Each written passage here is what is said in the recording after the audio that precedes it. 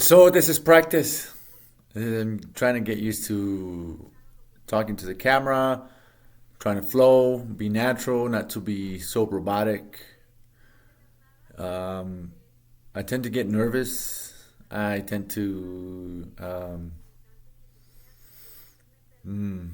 what you call it, um, procrastinate. I tend to procrastinate, drag my feet to do anything. I recognize that stems out of fear. So I tend to self sabotage, and that way it gives me an excuse to give up. Um, but I'm going to end that. I no longer want to be that person. I know there's potential in me. Everybody else sees the potential, but I ain't. And that's gonna stop because now I'm gonna make it work for me. Um, I've been attending vital health classes. It's a multi-level marketing company, and I've never had experience selling or being part of a. I'll take that back. I have had experience selling, but I'll go into a little bit on that later. But I've never had any experience as far as multi-level marketing.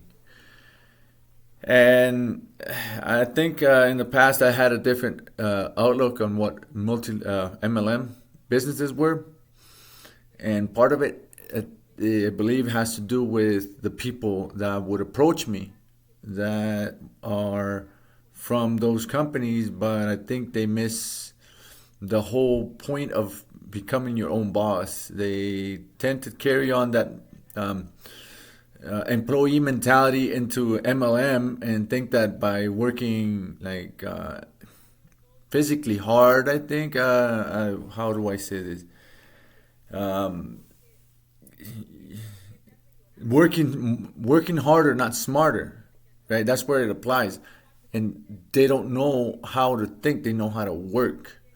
So they've never really been taught to think about money and businesses, and that's I identify that in myself, um, and perhaps even had little interest in learning, thinking that things were simple, and never really learned how to invest the money, how to save money, how to view money. And so I always I money has been something that kind of comes and goes. It's like slips through my fingers. It doesn't like trying to hold on to sand.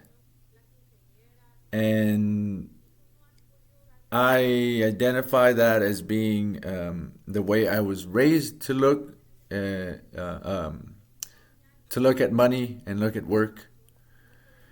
But inside of me, I always felt like there was something like a more potential, like there was more than just busting your ass and being in the same jobs for 20 plus years for some people in the same company. Not so much today, but that was seen a lot while I was still growing up. Teachers who had been in teaching for over 20 years, the old teaching methods, hard to adapt. And I think as a student, when you feel like you have an advantage over your instructors or your teachers, you tend to have like you tend to be defiant, maybe think you're a know-it-all. But the one thing that we lack as students is not eagerness, but it's the wisdom to apply that knowledge. And very few people have it, and still very less people develop it at a very young age. Different circumstances, I think, contribute to it. Um, but I think for the most part, the majority of people fall into the just being complacent, just conforming, and that's something inside of me that I've never wanted to conform. I simply never knew how to go for what I wanted. Don't know what that looks like. Um, when I was in the army, I knew the army would help me as far as like finding purpose and finding myself as far as my strength and my character, what I was made of, out of, what I was capable of doing, and I feel like I did I did learn it, and I found out that um, I found that I have lots of potential, but it's still lots of work that needed to be done as far as character. Perhaps if I would have stayed in the military longer, I would have developed those characteristics. But I I stopped I stopped believing in the mission, and I think it was because I felt frustrated about the not so much the leadership, some of it, but I think most of it had to do with politics, which we knew very little about. But when politics are sending people to go fight their wars that they create, and you're there on the ground, and I'm not saying that I was kicking down doors or shooting at people, but I can see, you're around those people that are doing that, and you, I'm thinking to myself, what's the point? Yeah, we're no better than them if we're reduced to doing this, invading and harassing and terrorizing. Um, I think the people that made up the ranks of the military are not some of the brightest people, but they're some of the most loyal and some of the most hardworking and some of the most ingenious people out there. A lot of them came from small towns. Other people came from other parts of the world, and so you have a blend of people coming together and getting things done, and getting the mission done, and that the coming together of people. That's what I learned, that one person can't do everything, but one person can motivate a whole group. And so it was necessary to develop strong leadership characteristics, and that starts at day one. First, you have to, before you start leading, you have to learn to start like following orders, right? Because you don't know anything. How are you going to lead anybody if you don't know how to do any fucking thing? So before you can step up to the plate, you have to learn the basics. You have to learn to listen. You have to learn to follow orders, and you have to learn attention to detail, right? And so and by they the thing that they try to instill in people is a spirit of a warrior spirit, brave, cunning, and fierce, right? But also cohesion, right? Like brotherhood, and helping each other out. We're not, you always have to look out for your battle buddy, right? You have to be accountable for somebody else. So they teach you to be accountable for yourself and your battle buddies, your friends, your buddies, your companions, your compatriots, your comrades. And so it puts kind of like the responsibility of somebody else. You might not care about yourself, but you damn sure you should care about other people, because they're the ones going to be looking out for you when you need help. So that's what's instilled, and that's what I liked about the military, that brotherhood, that coming together, and the mission orientation, how everybody can focus on one thing and get it done. And I like being part of that. What I didn't like being it was used, and you take that and you use it for something bad. Now in my heart, I've always felt good and bad. I think we all do, but I mean, what do we do when we don't act on it? Yeah, and so what I did was I removed myself from that situation. I shouldn't have taken it personal. I should have just been in and out. But I thought, I mean, me being there and allowing myself to participate in this is what's feeding it. It's the same thing as like, well, you're doing nothing, and you can't make other people see it that way. You can't make other people quit. You can't make other people like take your side. So you just have to do things for yourself, and that's what I did. I removed myself. Like, if I have potential, I'm not giving my potential to people who are gonna abuse it and use it to harm other people, right? And the excuses that are given are many. Like, oh well, if we don't fight them, they're gonna fight us, and I don't believe that. I don't believe that for a bit, because why would we have to fight them if we didn't give them a reason to fight back? They had a reason to fight back. We were invading them. We were harassing them. We were taking over. We were just no respect for their culture at all. Very little.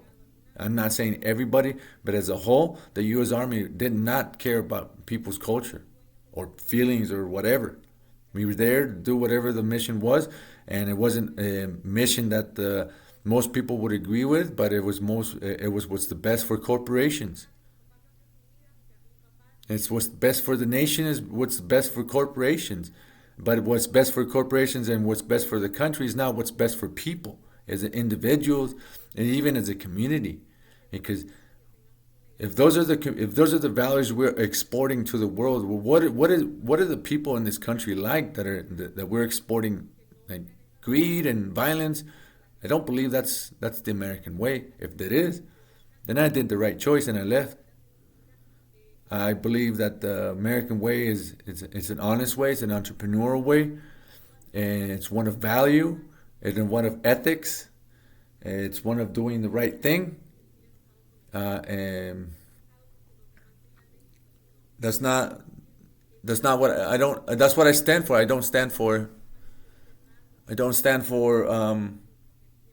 harming people, especially if those people look just like me. So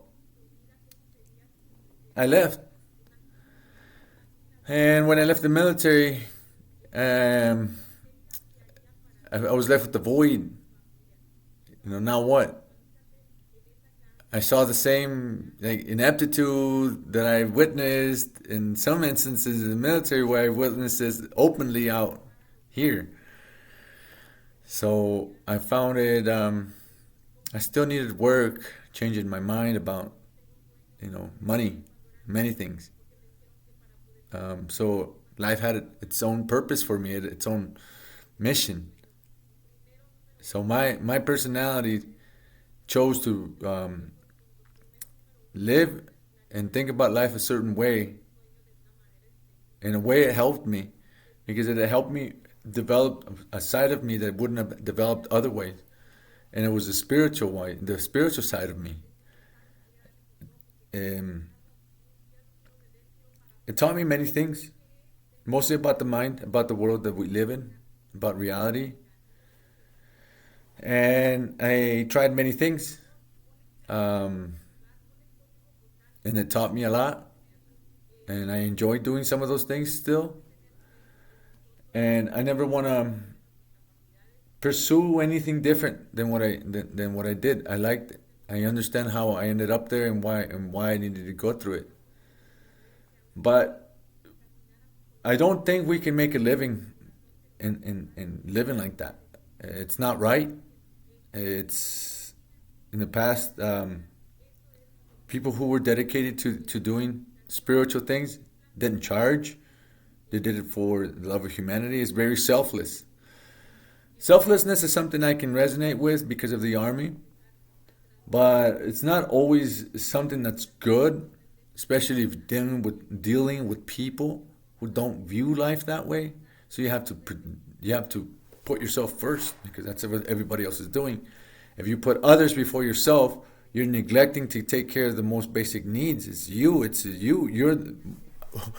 We are the most. I am the most important person to myself. After me, It's my family, my children, but it's me first. Just like when we're on an airplane.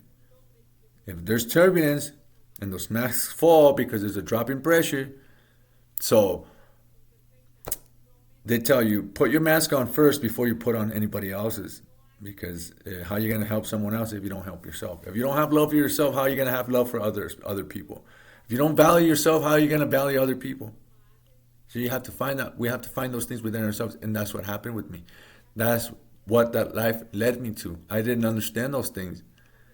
I didn't understand why I felt those things because I felt them. I just didn't know what they were called or what they were for or the nature of it or anything. I cursed why I would be like that. Like, why can't I be like anybody else? Except if other people, they don't even think about those things. They just go through life and succeed. I have a tendency to complicate things with my mind and my brain, It's just part of my personality. I overanalyze things. But I like to learn, and I've learned a lot. And I think it's learning is a lifelong thing. It's a lifelong mission or task. We never stop learning. We just get better at learning. And I'm at a point in my life where I need to start taking action now. I'm being left behind. I noticed that I have anger issues within myself. And that's just because I'm being hard on myself. I'm I don't like that I can't take action, and I don't make an effort to change it because for a long time I've adopted the mantra of what for. Yeah, or I'll do it later, or I have enough time, or I'll figure it out. But things have fallen on top of me, and it's overwhelming, and I have to throw in the towel and say I need help. And I've done it so far. I've asked the VAs to help me in certain things. I still struggle to kind of like leave the house and do things because I put other things before doing the important things. So I need to develop better habits, and I'm trying to do that. So I'm taking a proactive effort to get up earlier in the morning and exercise and eat, get all those things done early. Um, I've been attending vital health leadership courses or mentoring classes. I've been listening to their podcasts or their Zoom meetings, and I find a lot of value in it. But some of it is kind of redundant to the stuff that I've learned, and it just confirms that what I've learned is sound, and the only thing that I need to do is apply it. And I find that if I use this platform to apply those values, I know I can get far. I know I'm very confident of my skills. I know what I've done in the past. I know what I'm capable of. And I think the opportunity, I found it. I think I have a I have a hold on things of how things work, and I understand multi-level marketing. It's not about selling, although salesmanship does have a lot to do with leadership and entrepreneur, go-getter attitude, a a self-starter, self-motivated individual. Um, I wanna implement those skills into this company and grow and make my network so that I can inspire people and help them come up.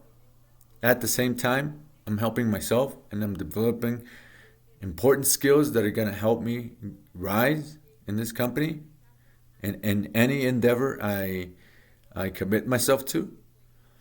And this is important to me because I want to leave a legacy to my children, not one of poverty, and not one of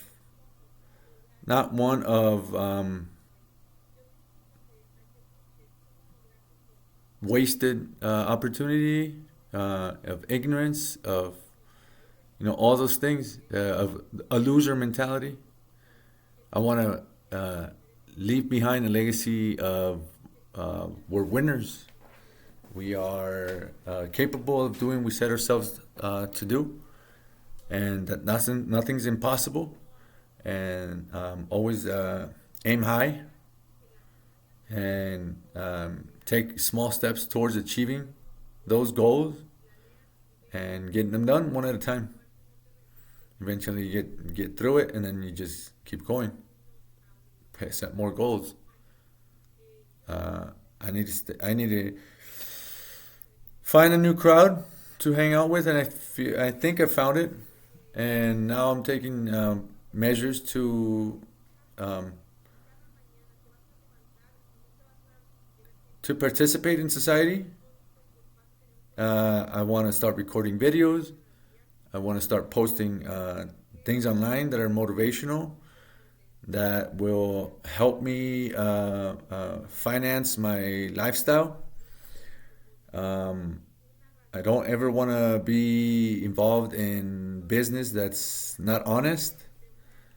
Um, but I do want to be paid what I'm worth, because I have value. And I think that's it for now. That's all I have to say. This is just me venting and finding words in my mind to speak about. And I think I did good. Um, Maybe I'll edit this and condense it down to a smaller video and take out all the pauses and try to, you know, chop it up, post it. Thanks for listening. I hope to see you soon. I hope to keep seeing you. Like and subscribe in the button down below. Ah.